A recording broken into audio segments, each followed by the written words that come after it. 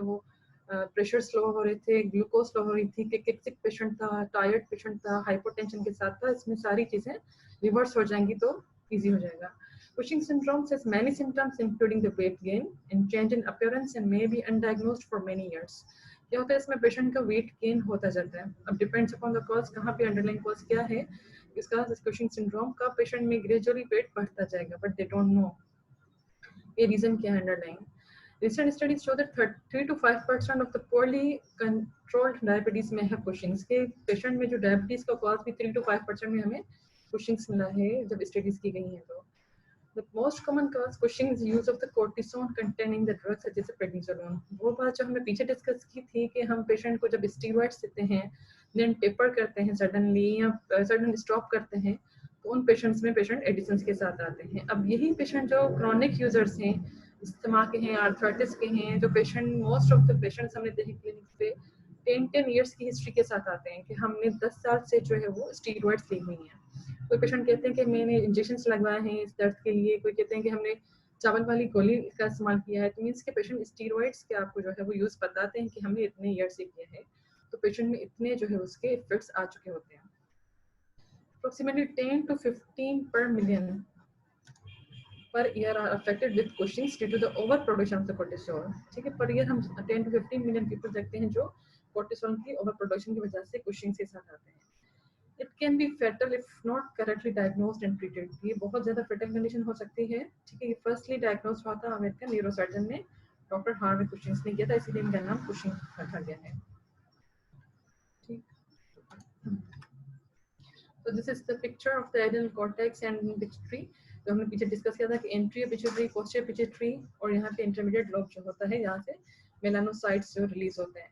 तो anterior pituitary जो है ACTH रिलीज करेगा. This ACTH goes active form में और जो है स्टिमुलेट करवाएगा एड्रेनल कॉर्टेक्स को. वहाँ से जो है तीनों हार्मोन्स रिलीज होंगे which we have discuss in previous slides. इसमें कोर्टिसोल है, एल्डोस्टेरोन, प्रोजेस्टेरोन एंड एस्ट्रोजन से दे एंड्रोजन्स भी रिलीज होते हैं. ठीक है, so whenever there is Cushing's तो ये सारे हार्मोन्स इंक्रीज होंगे और इन सब पे इफेक्ट्स आपको नजर आएंगे. नॉर्मली द पिट्यूटरी ग्लैंड जो हमारा वो है ACTH रिलीज करता है और जाके इसको स्टिमुलेट करवाएगा और कोर्टिसोल रिलीज करवाएगा. There are several situations that can cause overproduction of the cortisol by the body's adrenal glands. कुछ वही बात है कि जहाँ पे पिट्यूटरी में प्रॉब्लम है और कुछ नीचे. जिस तरह पीछे हमने डिस्कस किया था कि प्राइमरी और सेकेंडरी एड्रेनल सफिशिएंसी, इसमें हो जाता है Cushing's disease and Cushing's syndrome. The pituitary tumors can secrete excessive ACTH. The excessive ACTH causes overproduction of cortisol. Cushing's जो पिट्यूटरी ट्यूमर की वजह से, पिट्यूटरी की वजह से उसे हम कहेंगे Cushing disease. इसके problem is in the pituitary. इसके अगर प्रॉब्लम यहाँ पर है पिट्यूटरी में तो this is the Cushing disease. और अगर प्रॉब्लम यहाँ पर है, यहाँ से ही डायरेक्ट ओवर प्रोडक्शन हो रही है तो this is the Cushing syndrome. Okay. A benign or malignant tumor of the lung or other organ can also secrete the excessive ACTH. जो हम कहते हैं कि ectopic release of the ectopic hormone जो रिलीज होते हैं, इसे हम जो है वो लंग के tumours and small cell carcinoma में आपको ectopic release of the hormones होती है, उसमें ACTH भी है और वो भी Cushing's लाइक पिक्चर प्रेजेंट करते हैं. This is the ectopic release. ठीक है, तो ये भी जो है आपकी Cushing सिंड्रोम में आ जाएंगे क्योंकि ये पिट्यूटरी ट्यूमर से अराइज नहीं हुए.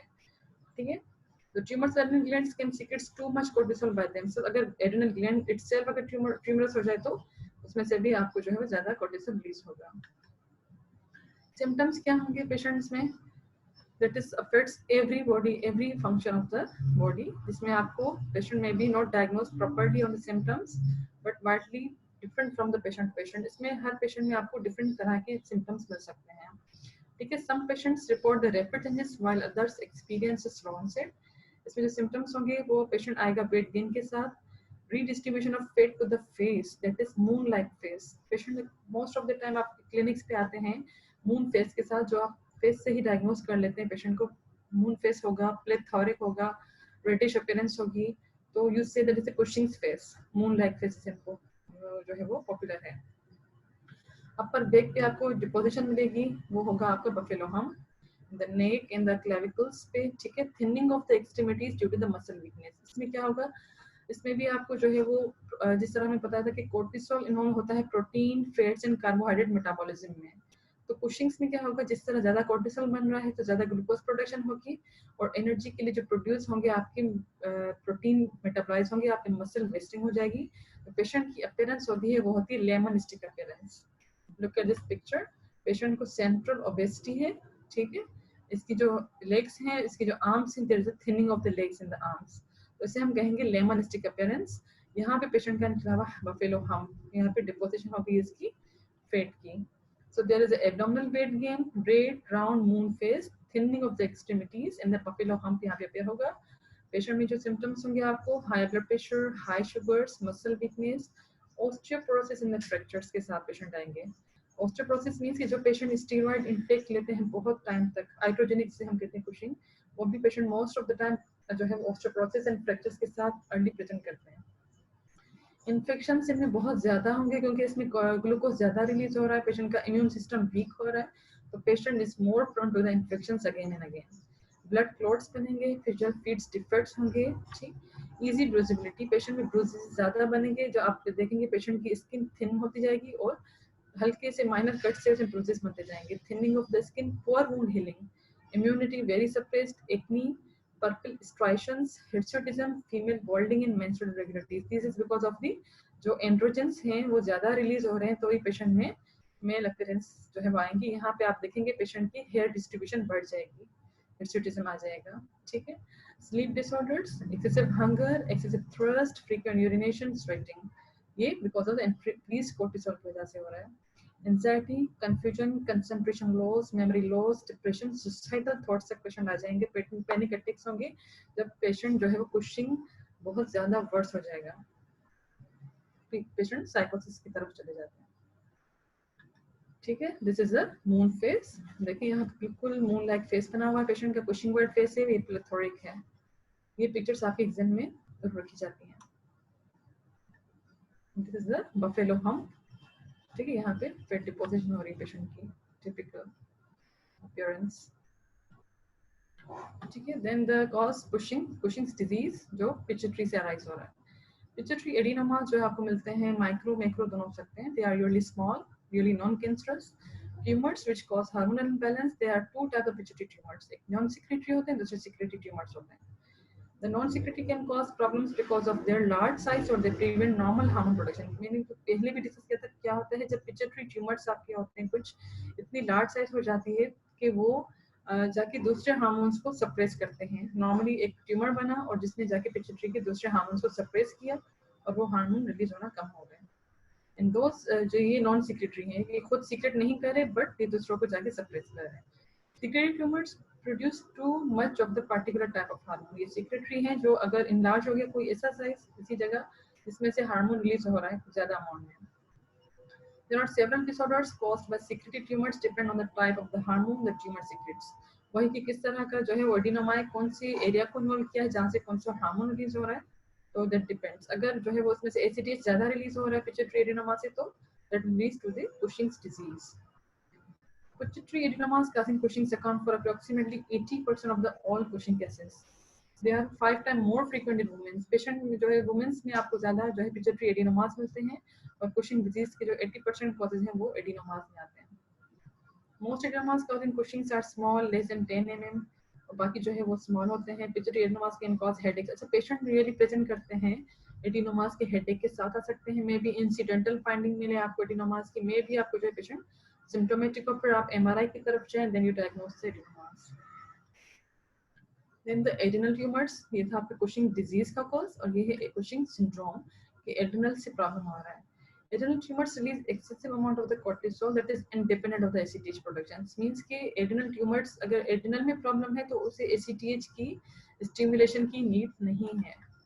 लुक एट दिस स्लाइड कि अगर प्रॉब्लम यहाँ पे था पिट्यूटरी ट्यूमर से, तो यहाँ से एसीटीएच कंटिन्यूसली ज्यादा रिलीज हो रहा है जो उसे स्टिमुलेट कर रहा है। अब ट्यूमर यहाँ पर है एड्रिनल कॉर्टेक्स में, it doesn't need any stimulation from the pituitary to secrete ACTH, खुद ऑटोनोमसली प्रोड्यूस करता जाएगा large amount of the cortisol and causing the Cushing syndrome.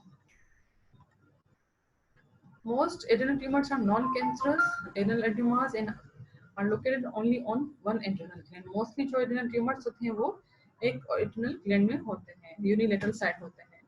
Carcinomas, cancerous tumors may also cause high hormone levels and rapid development of the Cushing syndrome. Cancers भी हो सकते हैं इसमें, carcinoma भी हो सकते हैं, एडिनोमास भी हो सकते हैं, ठीक है। लेकिन जो एडिनल ट्यूमर्स हैं they are collectively very low, ये आपको बहुत कम मिलते हैं ओवरऑल। Cushing syndrome का कॉज बहुत रेयर है ये। Then the adrenal macronodular hyperplasia, ये कब होगा? Another very rare cause of Cushing is termed as a macronodular। ये जो है macronodular hyperplasia ये भी rare causes में आता है कि इसमें जो है वो enlarge हो जाएंगे एड्रेनल ग्लैंड्स, नोड्यूलर हो जाएंगे, मे बी पिगमेंटेड और नॉन पिगमेंटेड, ठीक है। और ये जो है बहुत एड्रेनल ग्लैंड्स को इन्वॉल्व करेंगे। जो एडिनोमा था उसमें usually one adrenal gland involve हो रहा था, यहाँ पे आपको दोनों एड्रेनल ग्लैंड्स इन्वॉल्व मिलेंगे, ठीक है। और जो है वो हार्मोन्स रिलीज करेंगे और वो करवाएगा Cushing syndrome। Then third cause is the ectopic Cushing syndrome, जो हमने बताया था कि जो ट्यूमर्स होते हैं that is ACTH secreting tumors in the body, अब वो either small cell tumors of the lung हो जाए, thymus gland में से ट्यूमर आ जाए, या pancreatic ट्यूमर आ जाए, carcinoma of the thyroid can secrete ACTH। ये सारी जो ट्यूमर्स हैं यहाँ पे अगर जो है वो कैंसर्स हो जाएंगे, ट्यूमर्स हो जाएंगे, तो they will lead to the ectopic hormones release, और ये जगह करवाएगा Cushing syndrome। एसिड के जाके स्टिमुलेट करेगा इसको adrenal glands को, और वो रिलीज करेगा cortisol। Types of tumors can cause slight differentiation in symptoms, high BP, low potassium, possible weight loss due to the underlying cancer की वजह से पेशेंट में आपको weight loss मिल सकता है, ठीक है। Steroid usage, exogenous, this is the most common cause। हमारे पास जो आइट्रोजेनिक कुशिंग है वही सबसे कॉमन है। पेशेंट मोस्टली आपके पास जो कुशिंग के आते हैं आप डायग्नोस करते हैं, उसमें आपको हिस्ट्री जरूर मिलती है कि इन्होंने स्टीरॉइड्स लिए हुए हैं for the prolong time. Exogenous Cushing's is caused by patient usage of corticosteroids in the treatment of other diagnosed conditions like severe asthma, rheumatoid arthritis, or serious skin conditions. It's also called the iatrogenic Cushing syndrome. Some sources consider this is the most likely cause of Cushing syndrome. The number of patients being treated with the immunosuppressive medications out of the numbers of the cases caused by tumors. ठीक है, तो ये जो है वो patient जो tumours के अलावा जो मोस्टली हमारे पास प्रिस्क्राइब की जाती है स्टीरॉइड्स इम्यूनोसप्रेशन के लिए, ये करवाती है पेशेंट में exogenous cause of the Cushing syndrome। ये कब रिलीव होगी? They may be relieved by dosages adjustment और change in another type of the medications. Patient must not stop medication without consulting. अब जो पेशेंट में Cushing syndrome हो गया, patient बता रहा है भी मैंने 3-4 साल से स्टीरॉइड्स ले रहा हूँ और अब ये सिम्टम्स के साथ आपके पास आ रहा है, you diagnose it's iatrogenic, but you should not stop suddenly the medications. Why? Because steroids always you have to stop taper. You have to taper the dose of the steroids, then stop it. Otherwise, it will cause the Addisonian crisis, जो हमने पहले discuss किया था। Okay. Now the diagnosis, how to diagnose a Cushing. Many Cushing patients have long history of the misdiagnosed and symptoms vary। इनमें क्या होता है, patient में सिम्टम्स वरी होते हैं, जिस तरह हमने कहा था कि एडिसन्स में भी टाइम लग जाता है, तो इसमें भी पेशेंट में सिम्टम्स वरी होते हैं, किसी में किस तरह की वेक सिम्टम्स होते हैं, so you need some time to diagnose it. Many of the tests used to diagnose Cushing's depend on the body's feedback mechanism of the cortisol level management। क्या होता है, सेम हमने कहा था कि हायर सेंटर्स में जो हाइपोथैलेमस है, हायर सेंटर से जो है वो यहाँ से मैसेज आएगा, हाइपोथैलेमस क्या रिलीज करेगा, तो corticotropic releasing hormone. This will stimulate the pituitary to secrete the ACTH. The ACTH goes to the adrenal cortex and causing the release of the cortisol. This cortisol go to the target tissues. फिर वहाँ से negative feedback आएगा higher centres पे, now stop the TRH, ACTH, and this is the whole feedback mechanism which we call the HPA axis. So ये negative and positive according to the demands of the body चलता रहता है।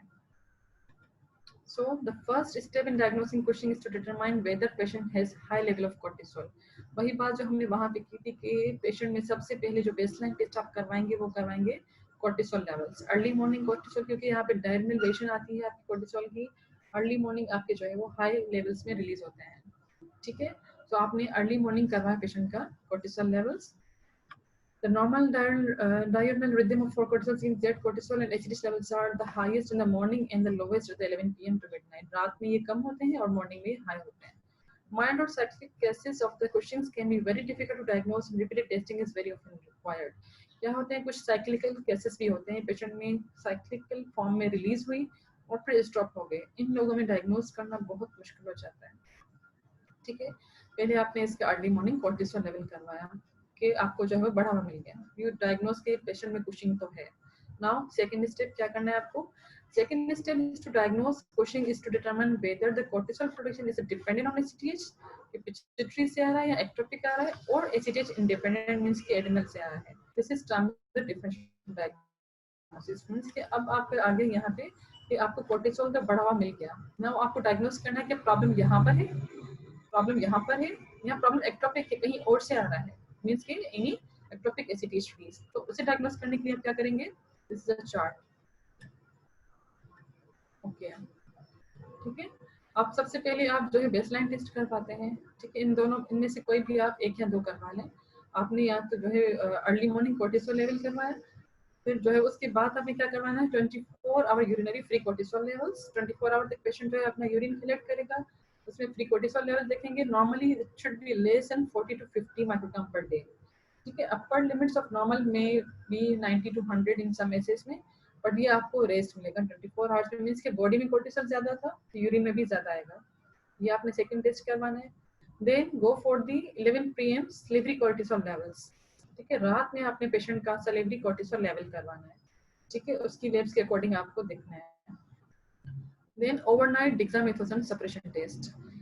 इसमें होता है low dose and high dose, जो आप पीछे डिस्कस क्वेश्चन कर रही थी बुशरा के हाई डोज और लो डोज क्या होता है.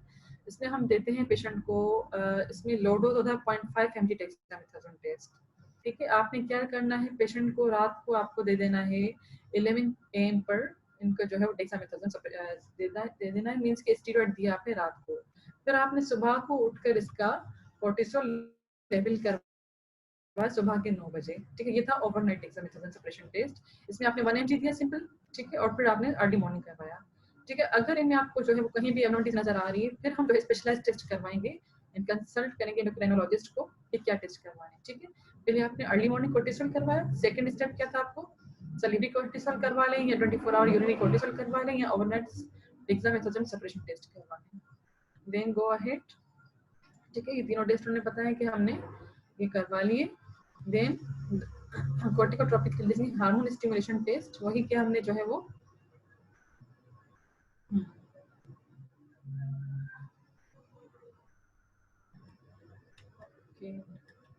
अच्छा ठीक है, वो शायद इसमें भी डिस्कस नहीं की गई स्लाइड. ठीक है, आपने लेट नाइट सलीपरी करवाया, 24 hour urinary free cortisol level करवाया, तो आपको पता चल गया कि भाई पेशेंट का ये चीजें बढ़ी हुई हैं. पेशेंट का डायग्नोस हो गया कि इसमें कुशिंग्स है. ना आपको डायग्नोस करना है कि पेशेंट में कुशिंग तो है, लेकिन किस वजह से, कुशिंग सिंड्रोम की वजह से है, कुशिंग डिजीज की वजह से है. तो फिर हम पेशेंट का करवाएंगे corticotropic releasing hormone stimulation test. Combination of the dexamethasone suppression test with the stimulation test with using the hypothalamic hormone corticotropic releasing hormone can be useful in making the diagnosis of the Cushing syndrome. This is study strongly performed in setting of endocrinologist. ये चीज जो है वो endocrinologist की ही वही specialised centre में perform किए जाते हैं. पेशेंट को हम देते हैं corticotropic releasing hormone. ठीक है, हमने पेशेंट को corticotropic releasing hormone दिया. अब पेशेंट का तो डायग्नोज हो गया भी कुशिंग है. अब प्राइमरी और सेकेंडरी को मींस की कुशिंग डिजीज या कुशिंग सिंड्रोम को डिफरेंशिएट करना है. हम देंगे उन्हें कोर्टिकोट्रोपिक रिलीजिंग हार्मोन. आइडियली क्या होना चाहिए, कोर्टिकोट्रोपिक रिलीजिंग हार्मोन के देने के बाद पेशेंट का एसिडिएच भी बढ़ना चाहिए और पेशेंट का ये जो है वो स्टीरॉयड लेवल्स भी बढ़ने चाहिए. ठीक है, लेकिन इसमें क्या होगा कि पेशेंट अगर इसके देने के बाद भी आपको पेशेंट का सेम लेवल आ रहा है, बढ़ा हुआ ही, उसका कोई इफेक्ट नहीं है, मींस के पेशेंट का प्रॉब्लम एड्रेनल कॉर्टेक्स में है. ठीक है, okay. The dexamethasone suppression test, इसमें आपने जो है वो ओवरनाइट दिया 1 mg एंड देन आपने एसीटीएच लेवल्स भी मॉर्निंग में करवाए और सुबह को आपने उसके वो भी करवाए स्टीरॉयड लेवल भी करवाए. Normal person will show low ACTH and low cortisol. Normal अगर पेशेंट है उसमें जो है वो पेशेंट में नहीं है, अर्ली मॉर्निंग आपको जो है कोर्टिसोल लेवल सप्रेस होना चाहिए क्योंकि आपने रात को इन्हें डेक्सामेथासोन दी थी. अगर पेशेंट इसका होगा कुशिंग्स का होगा तो इसमें क्या होगा, आपको उसमें ये सप्रेस नहीं होंगे. अर्ली मॉर्निंग कोर्टिसोल और एसीटीएच दोनों बढ़े हुए मिलेंगे. ठीक है, can be diagnose it's a Cushing's patient. इसके बाद आप क्या करवाते हैं, पेट्रोसल साइनस सैम्पलिंग टेस्ट करवाएंगे. पेट्रोसल साइनस सैम्पलिंग टेस्ट में क्या होता है, आपने जो है वो डिफरेंशिएट करना है कि ये अगर पेशेंट को कुशिंग तो डायग्नोस हो गया. यहाँ पे एक टेस्ट मिसिंग है, जो स्लाइड लास्ट भी नहीं थी, वो जो स्लाइड मिसिंग है उसमें ये है. यहाँ तक अगर आप आगे यहाँ तक टेस्ट आपने करवा लिए, अब आप करवाएंगे इसमें low dose and high dose dexamethasone suppression test. इसमें क्या होता है, आपने पेशेंट को 48 आवर्स तक लो डोज देना है, मीन्स के 0.5 mg एवरी 6 आवर्ली आप पेशेंट को देते रहेंगे डेक्सामेथासोन। ठीक है, आपने लो डोज दिया, ठीक है, जब आपने 48 आवर्स तक दे दिया और आप उसका जब 48 आवर्स के बाद कोर्टिसोल लेवल करवाएंगे तो वो आपका सप्रेस्ड मिला। इट शोज कि लो डोज ने सप्रेस कर दिया है पेशेंट को। सप्रेस अगर नहीं किया तो मीन्स के प्रॉब्लम कोर्टिसोल में है। ठीक है, अगर लो डोज ने सप्रेस नहीं किया तो मीन्स प्रॉब्लम यहाँ पर है। ठीक है, तो अगर लो डोज ने सप्रेस नहीं किया फिर आप क्या करवाएंगे, उसका हाई डोज कोर्टिसोल टेस्ट करवाएंगे, जिसमें आप देंगे 2 mg एवरी 6 आवर्ली। ठीक है, 1 to 2 mg एवरी 6 आवर्ली आप पेशेंट को 48 आवर्स तक देंगे। और फिर जो आप देखेंगे रिजल्ट, उसमें जो है वो आपका कोर्टिसोल सप्रेस नहीं हुआ। ठीक है, सप्रेस नहीं हुआ, इट मीन्स कि प्रॉब्लम कहाँ पर है, पिट्यूटरी में है। ठीक है, पिट्यूटरी में है। अगर उसके बाद क्लियर हो रही बात है, नहीं चेट कहाँ है, चेट दिखा दो ना। जी जी, नहीं समझ आया, ओके, नहीं आएगा, ठीक है।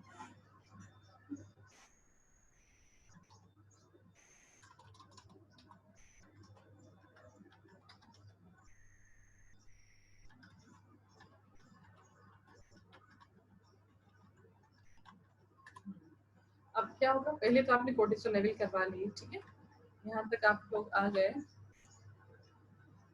यहाँ तक आपने टेस्ट करवा ली, पेशेंट का ओवरनाइट डेक्सामेथासोन सप्रेशन टेस्ट करवाया, ये फ्री कोर्टिसोल लेवल करवाया और सलिवरी कोर्टिसोल करवाया। ये चीजें इनमें से आपको 2 या 1 टेस्ट करवाई, आपको बड़ी भी मिली।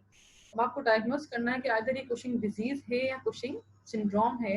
उसे डायग्नोस करने के लिए आपने सबसे पहले क्या देना है, low dose dexamethasone suppression test. ठीक है, लो डोज में क्या होगा, 0.5 mg एवरी 6 आवर्ली आप देंगे पेशेंट को 48 आवर्स तक।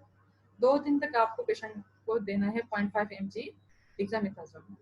फिर 2 दिन के बाद आपने पेशेंट की टेस्ट करवानी है कोर्टिसोल की, मीन्स कि आपने 2 दिन तक इसे सप्रेस किया और फिर टेस्ट करवाया।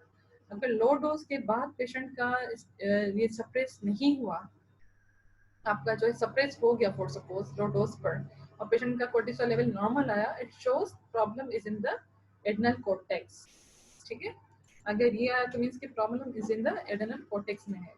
अगर लो डोज के बाद भी सप्रेस नहीं हो रहा, इट शोज प्रॉब्लम पिट्यूटरी में। ठीक है, यहाँ तक क्लियर हुआ। लो डोज सप्रेस्ड हो गया मीन्स के problem is in the adrenal cortex. अगर लो डोज के पास भी सप्रेस नहीं हो रहा, then you go for the diagnosis के, ये मीन्स के पिट्यूटरी कुशिंग सिंड्रोम तो नहीं, कुशिंग डिजीज ही है। अब कहाँ से रिलीज हो रही है ये नहीं पता, ये हम फर्दर और टेस्ट करवाएंगे।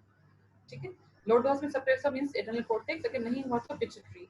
फिर आप करवाएंगे पेशेंट का high dose dexamethasone suppression test. इसमें आप देंगे पेशेंट को 1 to 2 mg जो है एवरी 6 आवर्ली।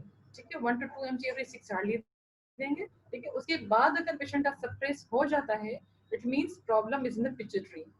ठीक है, अगर हाई डोज भी सप्रेस नहीं करा, it shows problem is in the ectopic. ठीक है, तो मींस कि आपको तीनों चीजें क्लियर हो जाएंगी, लो dose and high dose. If low dose suppress the problem is in the cortex, if high dose suppress the problem is in the pituitary. अगर हाई डोज भी सप्रेस नहीं हो रहा तो हाई डोज में आप 1 to 2 mg जो है एवरी 6 आवर्ली देंगे पेशेंट को 48 आवर्स तक। उसके बाद आप रिपीट करवाएंगे। अगर हाई डोज ने सप्रेस कर लिया है तो इट शोज कि प्रॉब्लम पिट्यूटरी में है। अगर हाई डोज से भी पेशेंट का कोर्टिसोल लेवल बढ़ा हुआ है, मींस कि प्रॉब्लम एक्ट्रोपिक में है। अब तो आई थिंक इजी हो जाएगा। ठीक है, low dose and high dose हम करवाते हैं डायग्नोस करने के लिए कि प्रॉब्लम कहाँ है। ठीक है, ओके, तो अब हमने डायग्नोस कर लिया कि भी प्रॉब्लम था हमारा या तो कॉर्टेक्स में था, ठीक है, या तो पिट्यूटरी में था। गुड, ठीक है, यहाँ तो आपका एक्टोपिक था। तो हमने तीनों टेस्ट करवा ली, फिर overnight dexamethasone suppression test, then low dose dexamethasone suppression test, then high dose dexamethasone suppression test.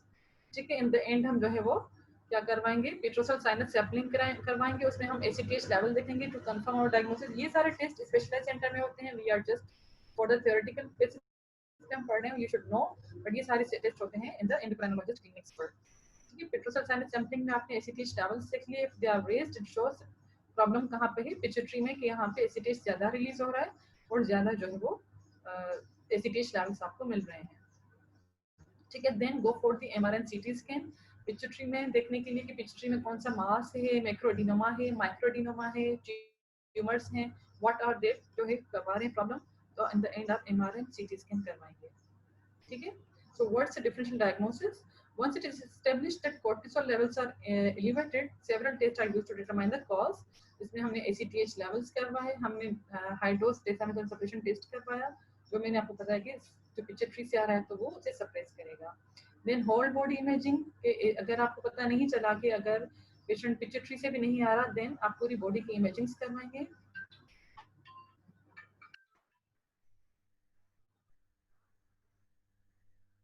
अच्छा, सीक्वेंस ये है कि सबसे पहले आपने क्या करवाया, पहले अर्ली मॉर्निंग कोर्टिसोल लेवल करवाया। ठीक है, फिर आपने जो है वो अर्ली मॉर्निंग कोर्टिसोल लेवल बढ़ा हुआ मिला तो आपने क्या करवाया, 24 आवर यूरिनरी फ्री कोर्टिसोल और सैलिवरी कोर्टिसोल और ओवरनाइट डेक्सामेथासोन सप्रेशन टेस्ट। फिर इनमें से कोई करवाया, कंफर्म योर डायग्नोसिस के पेशेंट कुशिंग्स है, कंफर्म हुआ। फिर इसको डायग्नोस करने के बाद आपने क्या करवाया, low dose dexamethasone suppression test and then high dose dexamethasone suppression test. ठीक है,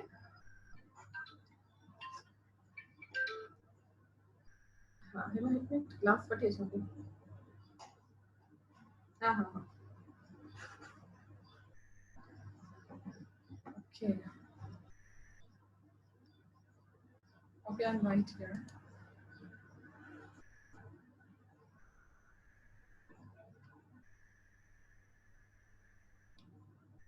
तो यहाँ तक क्लियर हुआ, अभी और रिपीट करूँ। क्वेश्चन डिजीज और सिंड्रोम किस तरीका, डिजीज और सिंड्रोम का ऐसे पता चलेगा कि अगर मैंने पहले बताया आपको कि कॉर्ड और हाई डोज में लो डोज सप्रेस कर रहा है अगर, तो मीन्स कि सिंड्रोम है। ठीक है, अगर लो डोज सप्रेस नहीं कर रहा तो इट मीन्स कि ये डिजीज है। अब क्लियर हुआ, इफ लो डोज आपको सप्रेस कर रहा है पेशेंट का तो that is a syndrome, Cushing syndrome. अगर लो डोज भी सप्रेस नहीं कर रहा तो ये that is a Cushing disease. ठीक है, अगर और हाई डोज भी अगर सप्रेस नहीं कर रहा तो इट्स एक्टोपिक डिजीज। अब क्लियर हो गया, अभी भी कोई क्वेश्चन है, जहाँ भी कंफ्यूजन हो पूछ लीजिएगा। ठीक है, so this is the difference between the Cushing's and the Addison's। यही पेशेंट का जहाँ हो गया मैंने, ठीक है गुड।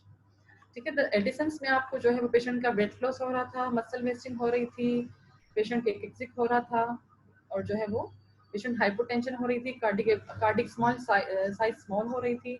यहाँ पे अपोजिट हो जाएगा, पेशेंट का weight gain, hypertension, diabetes mellitus, thinning of the hairs, baldness हो गई, ब्रूसेस हो गए पेशेंट में, ये सारे फीचर्स जो है वो अपोजिट में, इजी ब्रूसिबिलिटी, तो ये इम्यूनिटी सप्रेस्ड, ये इसके दोनों अपोजिट में इन्होंने फीचर्स दिखाए। ठीक है, हाउ टू ट्रीट, ट्रीटमेंट वही है कि अगर पिट्यूटरी एडिनोमास हैं, you have to remove them by through the either radiotherapy. Radiotherapy के ऑप्शंस होते हैं, पहले तो इनको जो है वो न्यूरोसर्जन को रेफर करना होता है। ठीक है, स्फीनाडल सर्जरीज हैं, आपने सर्जिकल रिमूवल किया या उसमें एब्लेशन की है, रेडियो फ्रीक्वेंसी एब्लेशन के साथ ये रिमूव हो जाएंगे। और जो पेशेंट में दूसरे इफेक्ट्स हैं, just like the cortisol over production की वजह से high BP, high blood sugar, osteoporosis, इन सब कॉम्प्लिकेशंस को आपने medically treat करना है। If there are the adrenal tumors, non-cancerous हैं, can be removed with the least invasive laparoscopic surgeries के साथ remove होते हैं। ठीक है, if rare cancer tumor is found, the surgeries may be followed by the radiation और chemotherapy। अगर आपको ट्यूमर्स, कैंसरस ट्यूमर्स मिले हैं तो आपने रेडिएशन या कीमोथेरेपी से इन्हें रिमूव करना है। ठीक है, रिकवरी, अब वही पेशेंट हमने जो है कुशिंग्स डिजीज को कैसे ट्रीट करना है, patient Cushing's once diagnosed, they must have their bracelet और देयर आइडेंटिटी कार्ड कि they are the patient of the Cushing's. क्योंकि इसमें भी वही बात आ जाती है कि एडिनल इनसफिशिएंसी के बाद सिक डे रूल्स के पेशेंट ने प्रोलॉन्ग टाइम तक जो है वो स्टीरॉइड्स लिए हुए हैं, इनमें भी क्राइसिस के चांसेस बहुत ज़्यादा होते हैं।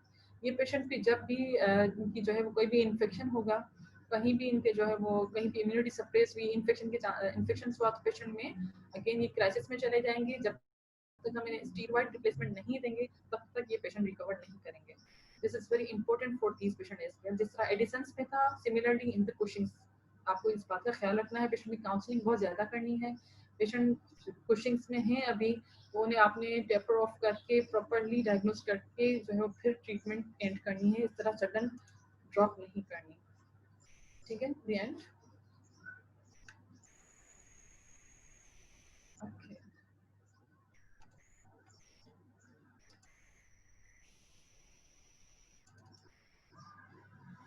ठीक है, अगर और कोई क्वेश्चन हो तो भी पूछ लें आप, ठीक है, 2 मिनट्स हैं हमारे पास। Cushing disease, syndrome, ectopic release, ये एक दफा पढ़ लीजिएगा, ठीक है। अगर कोई क्वेश्चन होता है आप उस पर भी पूछ सकते हैं। अच्छा, कोई इसमें कोई वेबसाइट दूसरे से दी जाती है, एडोब ऑप्शन है,